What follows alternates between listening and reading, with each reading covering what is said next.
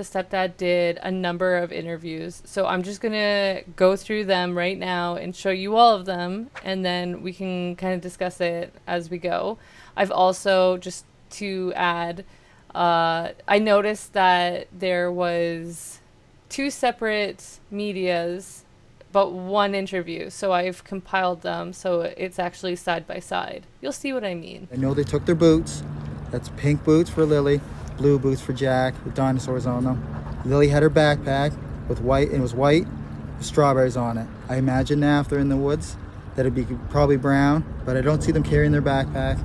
I don't see them keeping a pull-up one for that long after it got soaked from the very first day. We only found the two boot tracks outside of the house. Whereabouts? Right beside the house, probably 10 feet away from the backyard. In the backyard, okay. Nothing new, other than the helicopters are still in the air, and they had dogs. They took around the dogs today, and as of last night, they had 8 more drones going on with infrared. I urge the public to come out if you have anything, come out as fast as possible and get it to any detachment or any police service that you have available to get to talk to. Lily and Jack are awesome kids, very, very kind. They'll talk to anyone. They want to go with anyone. They're just looking to have as much fun as they can. Jack just absolutely loves bugs, dinosaurs, and anything like that. But Lily loves girly things, but she also loves doing everything with Jack, bugs. They're like best friends, not just brother and sister. I just wanted to point out a few things with that just like really got to me. So again, check out this side by side. I just feel like it's kind of important to be able to look at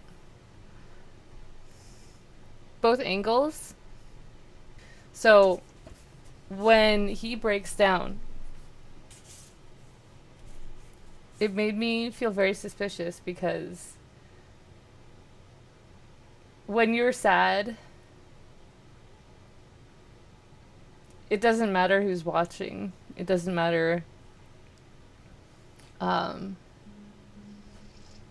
when you're feeling true emotions, that those emotions take over, and it doesn't matter who is seeing it. They just come out. But he covers his face,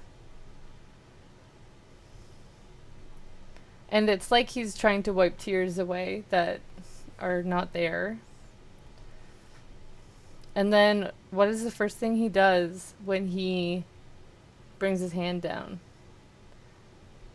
It's look up at the camera to see, or the person he's doing the interview with, to see if they're buying his story. Boom. Immediately. He goes directly to their eyes to see if they're buying his story. So, I mean, this is just my opinion. And I could be completely wrong. But the first time that I saw that, it just like threw me off so much, because I was like, if you're sad, that's just that, own it, you know, like that's what happens when you're sad. And like, obviously this is a very sad situation. But when he is doing this and he is looking at the camera, the interviewer, to see if he's, I mean, he could not be. I could be completely wrong with this. But that was a huge red flag. I don't know.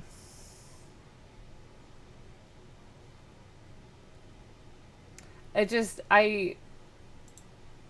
don't know. It just something's not sitting right. It's just not.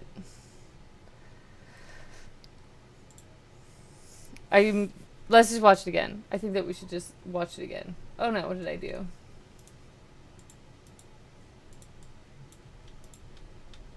There we go. Alright, let's watch this again. Just this one part. Looking to have as much fun as they can. Jack just absolutely loves bugs, dinosaurs, and anything like that. But Lily loves girly things, but she also loves doing everything with Jack, bugs. They're like best friends, not just brother and sister. So let's continue. We were searching. We covered everywhere possible. Even in the first day, we did. Even with me running through the woods, I was ahead of the helicopters and ahead of the drones and stuff like that. Screaming as loud as I can, and just until my throat hurt. Running through water that was up to my waist. And as soon as I got back, I wasn't allowed back in the woods until a man dressed in military outfit said I could go back into the woods. 4 days into the search for his missing stepkids, Lily and Jack Sullivan, Daniel Martel is pleading with the public to keep their eyes peeled. But he has begun to lose hope they are anywhere in the vicinity.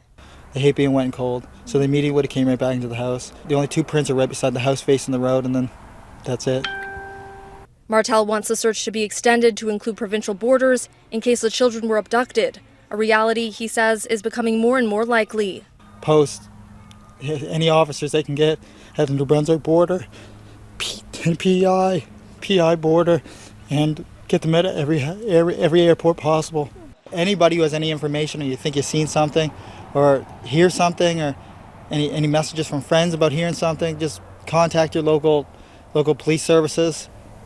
Anything, guys, anything. So that's a really interesting one because I noticed that he was saying a lot of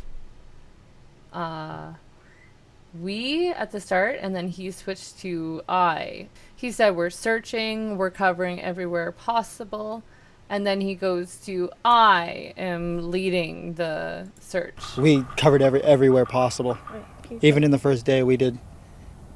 Even with me running through the woods, I was ahead of the helicopters and ahead of the drones and stuff like that. He's saying, even with me running through the woods, I'm ahead of the helicopters. So he's really just like putting it out there that he's just going for it. And then he breaks down because some army guy told him that he can't do it. A man dressed in military outfit said I could go back into the woods.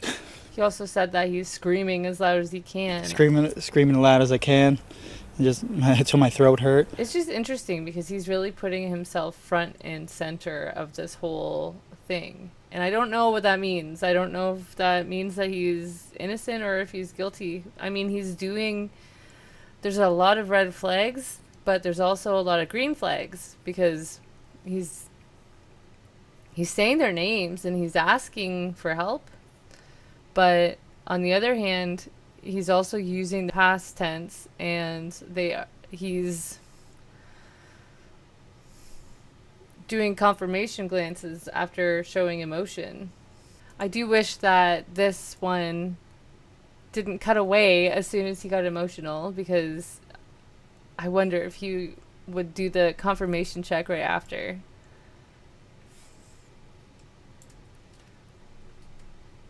He does the same thing when it's always the same when he goes to cry. Or is it real cry? I don't see, and that's the thing too, because I don't see any tears at all. But at the same time, this is days after they've been missing. So I don't know how. I can't imagine what he's going through. I can't imagine what anybody is going through. We're seeing a lot in his forehead. I still wonder about that scratch on his face, what that's from. This is the last one of the fourth, so let's continue. As RCMP combed through woods and fields searching for 6-year-old Lily and 4-year-old Jack Sullivan, their stepfather Daniel Martel spends every evening conducting his own search. As soon as I seen they were missing, I jumped right in the vehicle and I did every dirt road and searched every culvert. The children are thought to have wandered away from their home in Lansdowne Station on Friday morning. Martel believes they were only gone for about 20 minutes before he and their mother noticed they were missing. The very first day I wasn't around very much because I was just searching. I was running through the woods, screaming their name till my throat hurt. Martel says the only concrete clue so far is a boot print found near the backyard of the property. RCMP haven't shared any additional evidence. For me, it's very strange that he continuously needs to tell everybody that he is doing so much. No idea. I had no idea. I'm still searching every day. Still searching every day. I'm waiting for information. I have to let them do a lot of their stuff with the aircrafts and everything else, and dogs, and searchers. There's a lot of stuff that needs to be coordinated, and I can't just go running through the woods. I want to, but I just can't right now because the search is just so far out. He's yelling in the woods, and he's going waist deep in water and being told that he needs to stop. Like, he's really trying to prove a point that he is very active in the search. So I think it's like, I don't know. It's hard. It's hard because, like, on one hand, it's like, yeah, I feel like I would be doing the same kind of thing. But on the other hand, it's like, is it trying to hide some guilt of some kind? Does he maybe feel guilty? And so he's trying to cover up by being a superhero? I don't know. It's very strange. All right, we have one last interview, which is kind of a half interview of what we just saw. I'm out here still searching, still fighting to try to find them.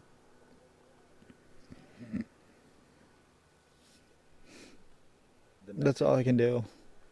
The message is still, if anyone knows anything. If anybody knows anything, just come forward as soon as possible. 2 little kids are still out there. I want to find them. That's really all I can do. Still searching every day. I'm waiting for information. I have to let them do a lot of their stuff with the aircrafts and everything else, and dogs, and searchers. There's a lot of stuff that needs to be coordinated, and I can't just go running through the woods. I want to, but I just can't right now because the search is just so far out. It's interesting because instead of him saying what he should say, the journalist actually pushes him to say more. He says, so what's the message? The message is still, if anyone knows anything. Like, say the message. And that's like, for the journalist to be like, so come on, like, out with it. It's just very interesting and very telling. Because, and the journalist voice is like very cold. It's not, it doesn't feel like he's feeling any sympathy towards him, which is very interesting. The message is still, if anyone knows anything. If anybody knows anything, just come forward as soon as possible. 2 little kids are still out there. And then he's like, oh yeah, the message, right? Like, it's like, come on, you should know the message. You should know what to say, because it'd be such a given. And then it's also interesting because going from starting out with this whole thing of abduction, you know, there's hardly been any time where he's made an announcement to say, if you have my kids, please bring them home. Or not my kids, but, you know, there's no plea to the abductor. There's no message to the kids. There's no message at all. This guy had to remind him to send a message. I just find it all very interesting. I just find it all very, very interesting. So I don't know. I don't know what's going to happen next, but I'm very curious to see how this all goes down. I don't know what to say about the kids. I feel very, very bad for those kids because I feel like it was definitely a case of neglect in a lot of ways. I feel like those kids really, they needed a lot of love. And it really just like hurts me to hear, you know, the things like, oh, they'll talk to anyone. And like they'll get in anybody's car. It's just like why wouldn't you protect your kids from that? Like, why wouldn't you just, like, in general, protect your kids? I don't know. It's just very strange to me that... And then with the breakup as well, it's just like, there's so many things about this that's just like, what's happening? This is very strange. No wonder everybody's so intrigued. It's just very strange. Well, that's all I really wanted to talk about today. I feel like there's going to be more coming out in the next few days, in the next week. I don't know, it's crazy because it's been, I don't know, over a week since they left, and I feel like every day there's been so much happening. I just I hope that they're found. Yeah, I really hope that they weren't in the woods at all. I don't know. I hope that they're okay wherever they are. Um, but yeah, thanks for watching, and I'll see you next time.